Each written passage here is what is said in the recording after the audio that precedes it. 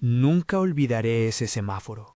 Era una tarde cualquiera, el sol pegando en el asfalto, y de repente todo se volvió lento. El claxon, el olor a gasolina y el sonido metálico de unas monedas que tintineaban como si fueran latidos rotos. Vi a mi madre sentada en un bordillo, la espalda encorvada, con la manta raída sobre las piernas y una bolsa de plástico a su lado. Tenía las manos temblorosas, contando una y otra vez 4 monedas, como si con esas fichas pudiera comprar de nuevo el pasado. Al otro lado, mi padre sostenía una cartulina arrugada, que casi se veía blanca por el desgaste. Cuando sus ojos se cruzaron con los míos, entendí que ser testigo de aquella escena no era lo mismo que perder algo. Era ver cómo te habían arrancado la dignidad. Di la vuelta al coche sin pensar demasiado. Me acerqué como quien regresa de una guerra interior, con la garganta apretada pero la cabeza fría. Ambos me miraron como 2 náufragas que por fin ven a un faro. Mi madre intentó sonreír, pero la sonrisa no llegó. Mi padre negó con la cabeza, no por vergüenza, sino por miedo, puro miedo. Él, que toda la vida había sido un hombre de palabra y de horarios, ahora tenía la voz baja y el temblor de quien acepta humillaciones para proteger a otros. Pregunté dónde habían estado, si alguien los había echado de casa. Las respuestas fueron hechas de frases cortas y de silencios largos. Nos dijeron que nos iban a ayudar, murmuró mi madre. La casa ya no era nuestra, añadió mi padre, mirando al suelo. En el instante en que metí sus manos en las mías, supe que aquello no era una mala racha. Había algo premeditado, frío, con nombres y movimientos calculados detrás de la escena. No podía permitir que volvieran a desaparecer entre coches y señales de tráfico. Los llevé al coche, los subí como si cargara 2 cajas frágiles, y solo cuando arrancamos sentí que las piernas me fallaban. Conduje sin rumbo fijo hasta que llamé a don Roberto. Él tenía un hostal pequeño, discreto, que conocía a muchas personas que no pedían preguntas, solo techo por una noche. Tráelos, dijo sin dudar. Les doy una habitación y algo caliente. No juegues al héroe en la calle. En la habitación, mientras mi madre se tapaba con otra manta y mi padre miraba por la ventana como si intentara memorizar la ciudad, tomé aire y comencé a reconstruir. No me dejé llevar por la rabia. La rabia es buena como fuego de arranque, pero no deja ver caminos. Tenía que actuar con cabeza. Les di agua, les ofrecí ropa limpia y llamé a un médico amigo que los examinó sin preguntas incómodas, solo miradas de reconocimiento. No era solo el frío en el cuerpo, era el cansancio de quienes han sido empujados a fingir que todo está bien. Les hice preguntas sobre las llaves, los papeles, el dinero, respuestas sueltas, nombres que se repetían, y al final, una palabra que me golpeó el alma: María, mi hermana. La misma con la que de adolescente compartí la cama, las tardes de verano y las veces que mi madre cosía botones con la paciencia de quien guarda un hilo para momentos precisos. ¿María? La fui a buscar en mi cabeza, su sonrisa apacible, sus manos siempre dispuestas a explicar las cosas, la que venía a cenar los domingos. ¿Cómo iba a ser ella la razón de que mis padres acabaran pidiendo en semáforos? No voy a mentir. Sentí una mezcla de incredulidad y una ira helada que me calaba por dentro, pero esa misma ira me ató a la prudencia. Recordé de golpe algo que mi padre me decía de niño. Cuando algo se rompe, primero miras por qué se soltó la pieza. Así que en lugar de ir a la casa de María con un alboroto, cerré la puerta de la habitación, me senté y empecé por lo básico: hablar con quienes habían visto, con quienes podrían saber, y rodearnos de gente que supiera cómo convertir sospechas en hechos. Al día siguiente, mientras ellos dormían por primera vez en una cama sin el ruido del tráfico, contacté a Tomás. Lo he dicho antes en otras historias, no es necesario amar a los abogados, pero sí es imprescindible tener uno que entienda de personas antes que de papeles. Le expliqué la situación sin adornos. Le dije: mis padres estaban en la calle, hay nombres, hay movimientos en sus cuentas que no cuadran, y creo que mi hermana tiene algo que ver. No le di conclusiones, le di signos. Él escuchó y pidió documentos, números y calma. Me advirtió con la voz grave: Carlos, si vamos a esto hay que tener pruebas. Las acusaciones en caliente hacen más daño que bien. Le respondí solo una cosa: lo sé, conseguiremos pruebas. Mientras tanto, metí a don Roberto en el plan como primer aliado logístico.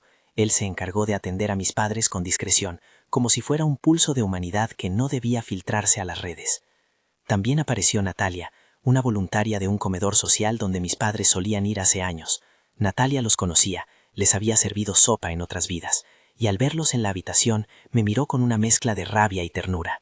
Yo los vi hace un par de semanas con otra mujer, me dijo sin rodeos. Les decían que no se preocuparan, que todo estaba arreglado. Les dieron pastillas para la tensión, promesas y una dirección que no existía. Fue la primera confirmación fuera de mi familia que la historia no era un accidente. Con esos hilos básicos, contraté a Daniel, un investigador privado con paciencia forjada en casos menores y en la costumbre de escuchar a las personas sin juzgarlas. Daniel nos dio 2 certezas desde el principio. Nadie que planifica un despojo lo hace sin dejar rastro, y la prisa es la mejor amiga de quienes lucran con la vulnerabilidad. Vamos a mirar los movimientos. No prometo milagros, pero sí un mapa, me dijo, mientras consultaba sus libretas y su conciencia de viejo policía. Me explicó lo que podían y no podían hacer. Rastrear transferencias visibles, encontrar testigos, revisar contratos que quizá firmaron bajo presión. No me dio instrucciones para actuar, solo me ofreció tiempo y profesionalidad. Todo esto suena a procedimiento, y no lo niego, había papeles, llamadas y lugares fríos donde se concentran las pruebas. Pero la parte que me quemaba por dentro y que siguió influyendo en cada decisión fue otra. Ver a 2 personas que me dieron la vida, contar monedas como si fueran tesoros de guerra. Esa imagen necesitaba una respuesta humana antes que legal. Así que, a la par que Daniel trabajaba, empecé a repararlos. Llevé a mi padre al médico para que le supervisaran la medicación. A mi madre le puse citas con una terapeuta que conocía la vergüenza y la culpa con pacientes mayores. Les insistí en que no hablasen con nadie hasta que lo planeáramos, no por ocultar nada, sino para protegerlos de nuevas manipulaciones. La primera pieza clara apareció donde menos la esperaba. Daniel me llamó una tarde. Hay movimientos extraños en la cuenta de tu padre, pequeños desvíos, pagos a nombre de una gestoría y algunos ingresos que no cuadran con su pensión. Al oírlo, sentí como una parte de mi esperanza se oscurecía. No se trataba solo de echarlos de la casa. Alguien había convertido su vida en un flujo económico manipulable. Le pedí a Daniel que hiciera una línea temporal de esos movimientos y que cruzara los nombres. Días después, una transferencia antigua resplandeció como una cicatriz. Una serie de pequeñas cantidades que juntas sumaban una suma considerable y que habían empezado poco después de que María pasara más tiempo ayudando con los papeles de mis padres. En paralelo, recibí otra llamada de Natalia. Había conseguido el testimonio de una vecina que había visto a mi hermana con un hombre en varias ocasiones, entrando y saliendo de la casa de mis padres con cajas y carpetas. La vecina, con voz temblorosa, dijo algo que me dejó sin aliento. No sé qué pasó realmente, pero vi a tu hermana firmar algo en la cocina, con la puerta cerrada. No era una prueba legal por sí misma, pero era aire fresco que empujaba la cortina y dejaba ver sombras. Lo que empezó como una sospecha se fue convirtiendo en un mapa de acciones encadenadas, firma de documentos, presiones, algunas transferencias. Cada paso que daba era una mezcla de rabia contenida y de la sensación de estar reconstruyendo un rompecabezas con piezas que habían sido deliberadamente escondidas. No me dejé llevar por el impulso de publicar fotos, de gritar el nombre de mi hermana en redes. Había otra cosa peor que permitir que mi familia fuera humillada, que nosotros mismos nos convirtiéramos en los que humillaban. Y mi intención era recuperar a mis padres, no destruir a nadie sin pruebas. Hubo un momento, sin embargo, en el que la presión del mundo externo amenazó con devorarnos. Un video apareció en internet mostrando a 2 personas mayores en la calle, con la descripción torcida, abandonados por sus hijos. El tono era cruel, diseñado para viralizar la indignación y el escándalo. Al principio pensé que era una filtración malintencionada de alguien que quería hacernos sufrir. Daniel investigó el origen y encontró algo inquietante. Alguien había grabado a mis padres sin su permiso y lo había difundido con intención de desprestigiarlos. No tardamos en notar que esa difusión coincidía con cuentas anónimas que poco a poco tejían una narrativa que nos señalaba como los malos de la historia. Me llamaba la atención la precisión, un hilo de verdades mezclado con mentiras que construía una historia más dañina que la realidad misma. Ese fue otro punto clave que me forzó a calmarme. El que viraliza muchas veces no es el culpable directo del despojo, pero sí el que te nubla la posibilidad de actuar con cabeza. Llamé a Felipe, un periodista con el que tenía contacto desde una investigación anterior. Felipe es de los que no buscan titulares fáciles, prefiere las cronologías y la verdad cruda. Le envié lo que teníamos, la línea de tiempo de las transferencias, la lista de testigos, las fotos de la casa antes y después de que supuestamente cambiara de dueño. Él respondió con honestidad: si quieres que esto no se convierta en un circo, hay que documentarlo y contarlo en ese orden. Podemos publicar la cronología, dar voz a las pruebas y neutralizar la narrativa viral con datos. No le pedí que saliera en defensa nuestra, le pedí que nos ayudara a poner luz. Mientras tanto, tuve que ejercer una doble función, la del hijo que cuida y la del estratega que arma el plan sin que mis padres se conviertan en soldados de su propia historia. Organicé visitas médicas, cuidadores temporales y pequeñas rutinas que les devolvieran la sensación de seguridad. Cuando mi padre recuperó el gesto de bromear con la voz, supe que habíamos dado un paso. Pero sabía también que lo que nos sostenía era frágil si no lo anclábamos en pruebas sólidas. Una mañana, Daniel me dejó escuchar una grabación. No era un secreto robado, era una conversación que un testigo había grabado después de que una discusión comenzara a subir de tono. En esa grabación se oía una voz que reconocí casi de inmediato.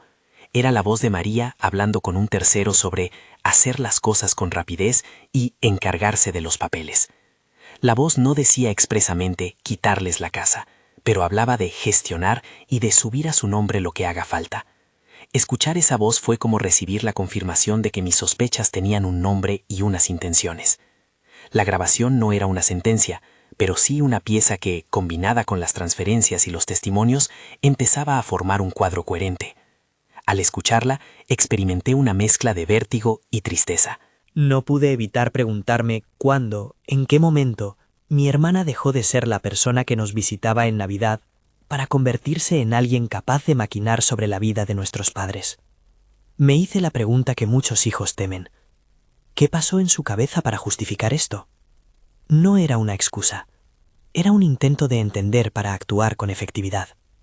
No necesitamos entender para castigar. Necesitamos piezas para probar.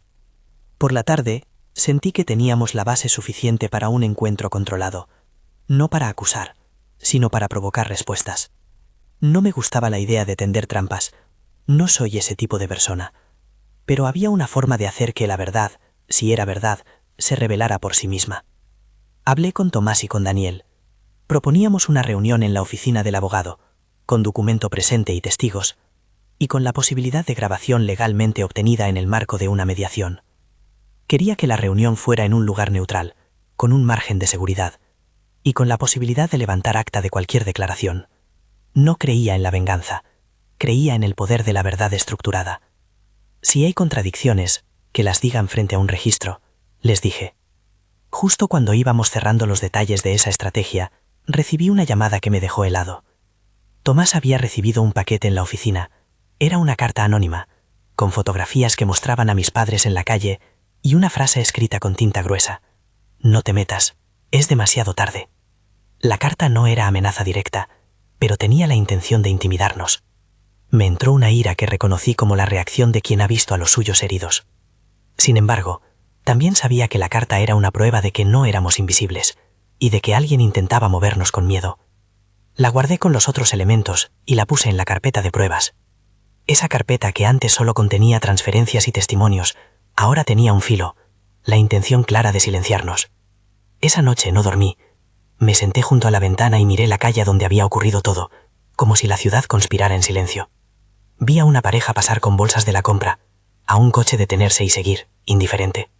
Pensé en mis padres contando monedas y supe con una certeza fría que lo que estaba en juego no era solo recuperar un papel o un inmueble, era devolverles la posibilidad de caminar sin vergüenza, de sentarse a comer sin que el recuerdo de un día en el semáforo los persiguiera. La primera parte del plan estaba hecha: refugio seguro, red de apoyo médico y emocional, y un equipo para construir la verdad. También había algo más que me dolía: la traición. La palabra suena fuerte, pero en mi garganta la sentí como una herida que late. No podía todavía decir en voz alta lo que mi cerebro ya decía en voz baja. Mi hermana ha participado. Lo había hecho sola.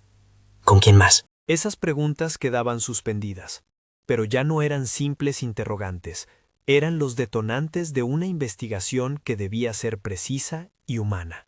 Al final de esa semana, mientras mi padre se reía por una broma mínima y mi madre me ofrecía un trozo de pan que había guardado como si fuera para mí, supe que teníamos que mover ficha.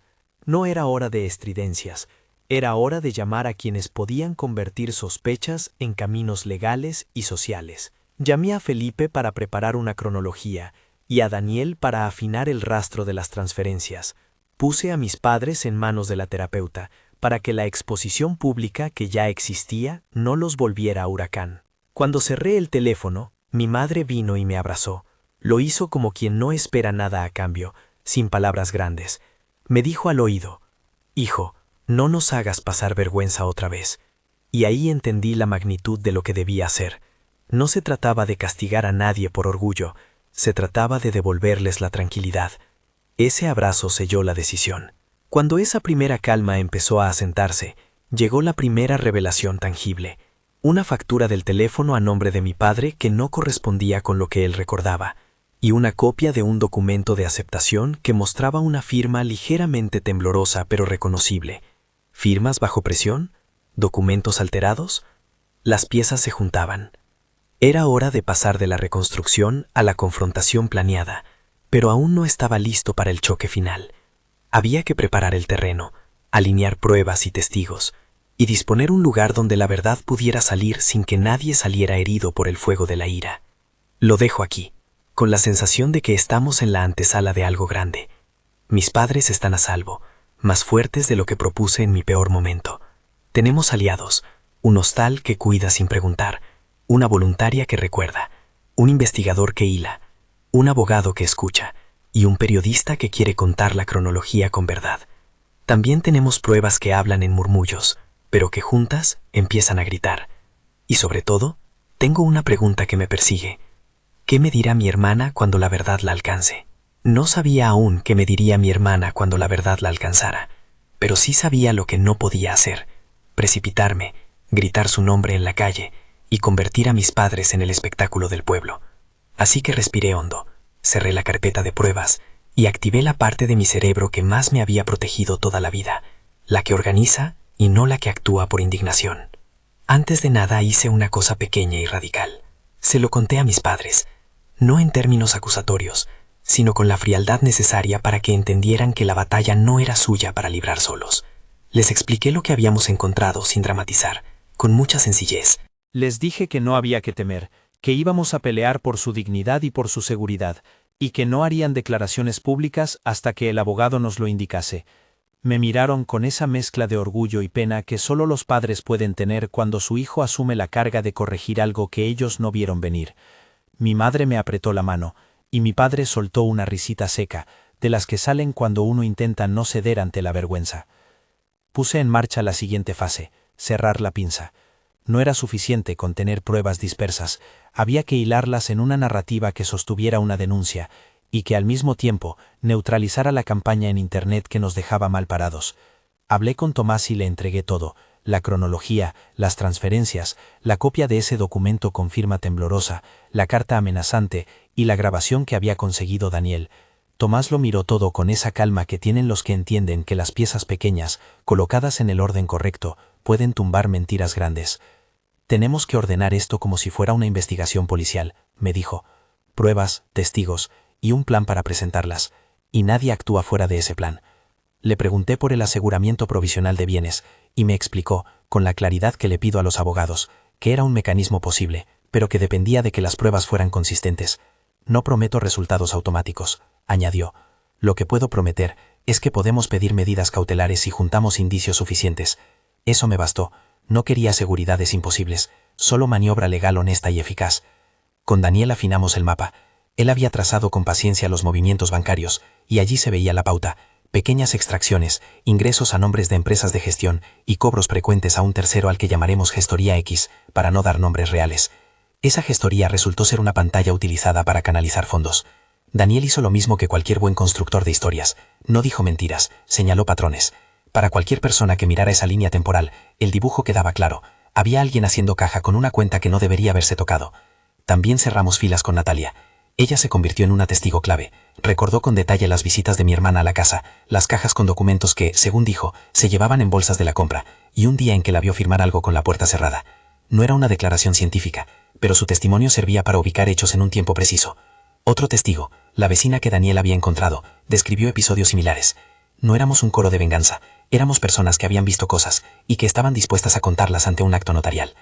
Mientras tanto, la campaña de desprestigio seguía. El vídeo que nos mostraba a mis padres en la calle se difundía con comentarios crueles, acusaciones genéricas sobre hijos crueles y conjeturas que no tenían nada que ver con nuestra verdad. Al principio fue duro. Ver a mi madre señalada por extraños que no sabían nada era una puñalada. Pero Felipe, el periodista, nos dio una estrategia que no buscaba la revancha, buscaba orden. Le dije, publica la cronología, pero con pruebas. Él aceptó. No era una salida ruidosa en redes, era colocar los hechos en un soporte periodístico que favoreciera la verificación. Su idea era simple, luz frente a humo. La primera jugada pública la hicimos con sutileza. Felipe publicó un reportaje en el que no nos nombraba, pero que narraba un caso similar con fechas, documentos y capturas de las transferencias, simuladas en el material periodístico para proteger datos reales. No era una defensa abierta, era un aviso. Cuando la verdad se demuestra, la mentira pierde fuerza. El efecto no fue inmediato, pero abrió el espacio para que algunos comentarios malintencionados fuesen cuestionados por lectores que empezaban a ver el mapa detrás del escándalo. Al mismo tiempo, había que provocar una conversación real con mi hermana.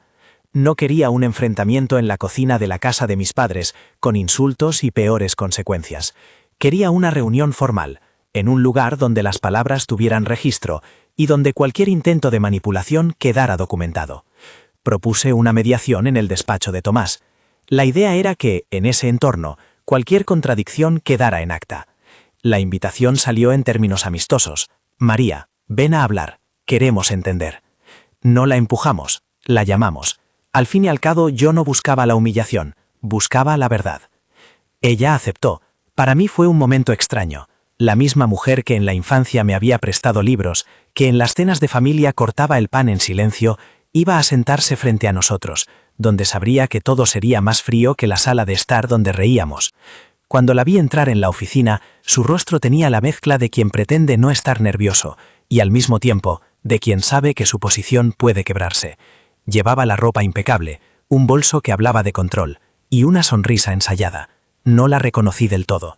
La reunión se celebró con Tomás presente como moderador, Daniel discretamente cerca en caso de que surgiera una necesidad, y con Natalia como testigo externa, porque su presencia humanizaba y recordaba el hilo que había unido a nuestros padres a la comunidad. Comencé hablando con calma, colocando las piezas sobre la mesa sin dramatizar. Le expliqué a María que mi objetivo era aclarar cómo mis padres habían acabado en la calle y que, si existían motivos legítimos para las acciones que se habían tomado, estaríamos dispuestos a escucharlos siempre que se hiciera con honestidad. Ella respiró hondo y al principio buscó negar cualquier intención dañina. Yo solo les ayudaba, dijo con voz controlada. Les gestioné cosas porque no podían con todo. Era para su bien. Su discurso tenía la estructura de quien quiere presentarse como benefactora. Hablar de ayudarlos, de trámites necesarios, de gestiones que requieren tiempo. Pero la calma no basta cuando existe un mapa de transferencias y una grabación que habla de hacer las cosas con rapidez y encargarse de los papeles. Con la tranquilidad de quien había preparado el terreno, le pregunté por la firma de ese documento, por las transferencias y por las visitas con cajas. Al principio evitó responder con claridad. Habló de soluciones, de la necesidad de ordenar la casa y de su propia preocupación por la salud de los padres. En un momento intentó poner en duda la memoria de mi padre. ¿No recuerdas bien cuando firmaste esto? Fue su táctica. Pero allí estaba Daniel con el rastro de movimientos y Natalia con su testimonio. Además, Tomás recordó que teníamos grabaciones en las que se la escuchaba dando instrucciones que iban más allá del cuidado y entraban en el terreno de la gestión patrimonial. Fue entonces cuando, buscando una salida, mi hermana cometió algo que no esperaba. Intentó ofrecernos una compensación. No una disculpa, sino una solución económica para remediar lo ocurrido. La oferta, que a simple vista podía sonar como una solución práctica, abrió una puerta peligrosa. Si aceptábamos dinero sin aclarar las circunstancias, podríamos estar perdiendo la posibilidad de recuperar la verdad y de impedir que otros hicieran lo mismo en el futuro. Rechacé a oferta con la calma firme de quien ya había pensado en eso. No se trata de dinero por ahora. Se trata de saber la verdad y de asegurar la vivienda y la tranquilidad de mis padres. Su rostro se quebró por un segundo. Pareció pasar de la estrategia a la emoción, y en ese instante de descuido se dejó llevar por la línea que luego resultaría decisiva. En una frase que quedó claramente registrada por la grabadora que Tomás había autorizado, dijo algo así como: «Tienes que entender que era necesario. Yo estaba gestionando las cosas para que no perdieran todo». No dijo que buscara la casa para ella, no dijo la palabra robar, pero su lenguaje implicaba que había actuado como si tuviera derecho a decidir sobre la vida de mis padres. Fue una confesión por omisión, una rendición a medias que, unida al resto de pruebas, empezó a formar un cuadro insostenible. Lo que vino después fue la parte más humana y la más peligrosa a la vez. Tras la reunión, mi madre llamó a mi hermana. La conversación que siguió se oyó en fragmentos cuando Natalia me la contó. La súplica, las promesas y, sobre todo, la sensación de que alguien había convencido a mis padres de que su abandono era por cuidado. Fue devastador oír que mis progenitores, que siempre habían confiado, habían entregado su tranquilidad a promesas de buena fe que resultaron ser instrumentos de control. Con esa reunión, las piezas encajaron mejor. No era una única acción malinterpretada. Era una concatenación de maniobras que juntas habían puesto en riesgo la vida de dos personas mayores. Con pruebas en la mano, transferencias con fechas, la grabación con frases clave y testigos que certificaban mudanzas de documentos, Tomás me sugirió que presentáramos una denuncia formal por presunta apropiación indebida y por abuso de la situación de vulnerabilidad de personas mayores. Le pedí que hiciera la redacción con cuidado, citando indicios, y que solicitara medidas cautelares para evitar que los bienes se vendieran o se diluyeran mientras la justicia estudiaba el caso. Fue un momento intenso, y de nuevo, Tomás fue claro.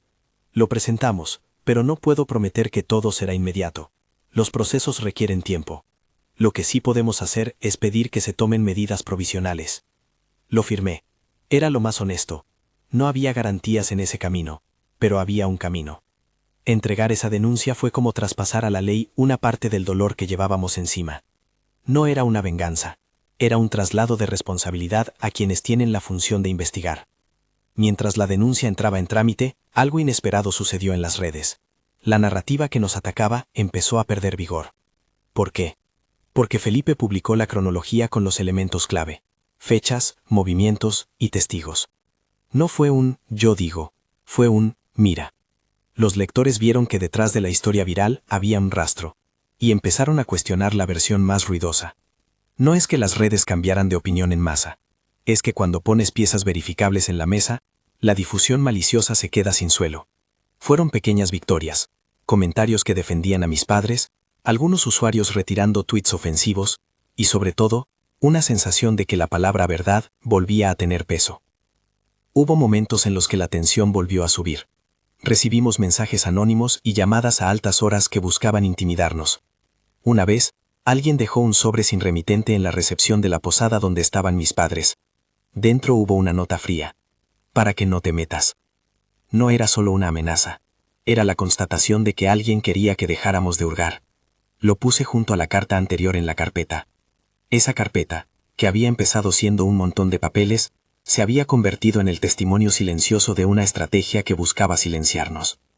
En paralelo, prioricé la reparación personal de mis padres. Había cosas que no arreglaba la ley. El miedo de mi padre al rechazo social, la vergüenza con la que mi madre miraba a sus manos. Llevé a mi madre a sesiones de terapia con una profesional que entendía la humillación en personas mayores. Le expliqué que no quería que volviera a esconderse por vergüenza, que su vida era más que ese día en el semáforo. Mi padre empezó a salir a caminar con un vecino del hostal y a recordar rutinas que antes le daban sentido. Esos pasos pequeños no aparecen en un expediente judicial, pero eran fundamentales para que no volviéramos a vivir el trauma. Mientras tanto, la investigación de Daniel no cejó. Localizó a un gestor que figuraba en la cadena de pagos y, mediante procedimientos legales que él mismo coordinó con Tomás, conseguimos demostrar vínculos entre esa entidad y operaciones realizadas a nombre de mis padres.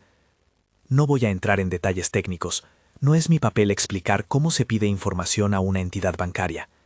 Solo diré que cuando los papeles se cruzaron con las fechas y las firmas, la imagen que teníamos en la cabeza se volvió más nítida. Ya no había solo sospechas, había un entramado. En la calle, la historia empezó a cambiar. Personas que antes nos miraban con dureza se acercaban con preguntas más templadas. Algunos vecinos nos pedían disculpas por habernos juzgado sin saber. Eso dolió de otra manera. La constatación de que la indiferencia social también había sido terreno para el abuso. Pero también fue la prueba de que la dignidad, cuando se demuestra, despierta empatía. Llegó el momento en que la Fiscalía tomó conocimiento del caso. No voy a decir que todo se resolvió en poco tiempo, tampoco. Se abrió una investigación formal. Presentamos la denuncia con prudencia y con pruebas, y las autoridades iniciaron las diligencias correspondientes. Esa etapa me enseñó a tener paciencia sin resignación. Había días en que el proceso avanzaba un paso y luego retrocedía, días en que la espera parecía eterna. Aprendí a encontrar fuerza en las pequeñas buenas nuevas. Una notificación que pedía medidas cautelares, la imposibilidad de vender un bien por orden judicial provisional, un requerimiento de información a un tercero. La reputación de mi hermana, por su parte, empezó a resentirse, no porque quisiéramos destruirla, sino porque la verdad tiene una manera de mostrarse. Algunos conocidos dejaron de llamarla para cenas, otros se mantuvieron neutros. Ella, que había jugado a la benefactora, empezó a perder la narrativa con la que justificaba sus actos. No celebré su caída, no buscaba hacerle pasar vergüenza. Lo que sentí fue un alivio moderado, la sensación de que las mentiras pierden poder cuando alguien las confronta con pruebas. En medio de todo eso hubo diálogo familiar difícil. Hablé con mi hermana en varias ocasiones fuera de la sala de audiencias, intentando entender y abrir una puerta de reparación. Ella negó en unas, cedió en otras, y en algunas se mostró a la defensiva. Lo humano fue que, al final, aceptó responder ante la justicia. No se trató de un acto de heroísmo, sino de asumir las consecuencias. Yo no buscaba venganza. Buscaba que no se repitiera la historia con nadie más. Con la presión razonable de los abogados y la investigación en marcha, conseguimos una medida que me alivió, la prohibición provisional de disponer de ciertos bienes. No es que eso solucionara todo, pero hizo que el miedo de mis padres a que les despojaran nuevamente se calmara un poco. Se sentían más seguros al saber que al menos por ahora no habría nuevas sorpresas. Esa seguridad permitió que retomaran rutinas, que volvieran a acostarse sin mirar el reloj de madrugada por si alguien los llamaba prometiéndoles ayuda. Los meses siguientes fueron de reconstrucción paulatina. Mi madre retomó su taller de costura, recortando retazos y cosiendo hilo a hilo una identidad que la vida le había intentado arrebatar. Mi padre volvió a su afición por la radio antigua, sacó de la caja una emisora y escuchó programas con esa mezcla de nostalgia y esperanza que solo los mayores tienen. Pequeños actos cotidianos que para cualquiera son triviales, para nosotros eran señales claras de que estábamos venciendo la humillación. No todos los días fueron buenos. Hubo audiencias duras, preguntas que volvían a abrir heridas, y momentos en que mi madre se retractaba en su relato por miedo. Aprendí a sostener la verdad sin forzarla. Había que respetar los ritmos de quien había sido víctima de manipulación. Y cuando la justicia tomó medidas, no lo celebramos con euforia, lo agradecimos con calma. Recuerdo una tarde en la que, sentado en la cocina, mi padre dijo: «Gracias por no habernos hecho pasar vergüenza otra vez».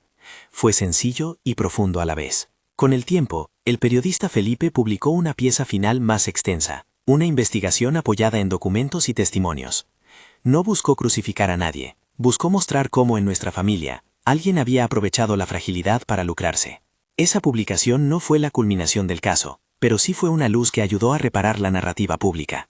Personas que antes habían opinado desde la distancia, ahora recogían sus palabras y ofrecían disculpas. No fue la justicia legal la que cambió los murmullos de la calle, sino la exposición ordenada de evidencias que mostró que la versión viral inicial era incompleta y dañina. Al cabo de un año, la vida de mis padres había cambiado de forma tangible.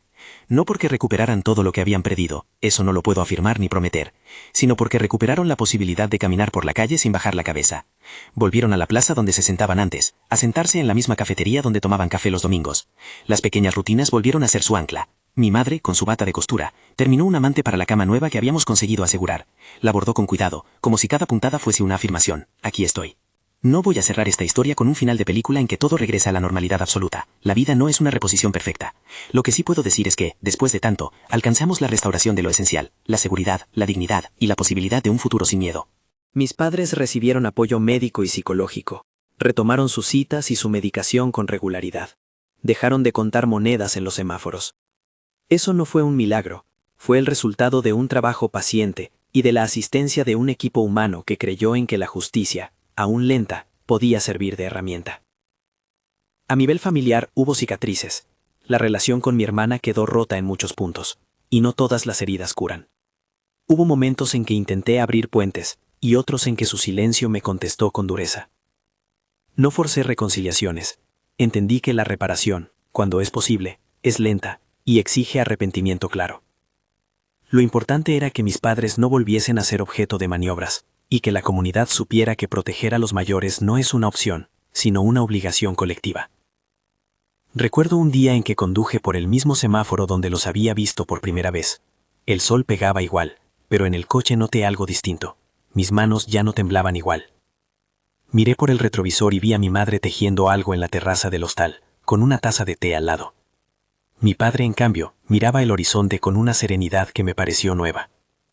No era que la herida hubiera desaparecido, era que habíamos aprendido a vivir con ella de forma que no definiera todo. Bajé la ventanilla y recogí el olor del asfalto caliente. Aquella imagen inicial seguía ahí, como una cicatriz que duele, pero que recuerda lo que no puede repetirse. Lo que aprendí en este proceso es una mezcla amarga y luminosa, que la fragilidad puede ser objeto de codicia y que la bondad misma puede usarse como disfraz. Pero también que la dignidad se recupera con constancia y que hay aliados, gente común, profesionales, voluntarios, capaces de sostener el peso de la verdad. Descubrí que la estrategia gana cuando la emoción se convierte en plan, y que la empatía es una herramienta tan poderosa como cualquier papel firmado. Si algo quiero dejar claro es esto: no actuamos desde el odio, actuamos desde la protección. No buscamos la destrucción de alguien que una vez fue familia, sino que buscamos que las instituciones hagan su trabajo, y que nadie más viva lo que mis padres vivieron. La historia tuvo costos, pero también enseñanzas. Registra, documenta, busca apoyo profesional, y sobre todo, no silencies lo que te duele por temor al que dirán. A veces la verdad necesita tiempo, y manos que la armen con paciencia. Antes de cerrar, quiero pedirte algo sencillo. Si esta historia te ha tocado, si conoces a alguien que podría necesitar oírla, dale like y suscríbete para encontrar aquí más relatos de justicia y familia. No busco audiencia por fama, busco que estas experiencias sirvan para que otros no tengan que vivir lo mismo. Hoy, cuando camino con mis padres por la plaza, veo a muchas personas mayores sentadas al sol. Algunas me miran y me sonríen, otras pasan de largo, con prisas. Me gustaría pensar que, al hablar de lo que nos pasó, hemos contribuido a que unos cuantos se detengan y miren con más cuidado. Si hay una lección concreta, es esta: la protección familiar exige no solo amor, sino también vigilancia común. Termina mi historia con una imagen que se me queda clavada: mi madre colgando la manta que bordó y mi padre abriendo la puerta de un pequeño balcón a una mañana de luz. No son gestos de triunfo estruendoso, son actos de recuperación lenta, y es en esa lentitud donde encuentro esperanza. Cuéntame en los comentarios, ¿qué harías tú en mi lugar? Comparte esta historia si crees que puede ayudar a alguien. No la uses para linchamientos ni para odiar. Compártela para que sirva de advertencia y de aliento. Gracias por estar hasta aquí.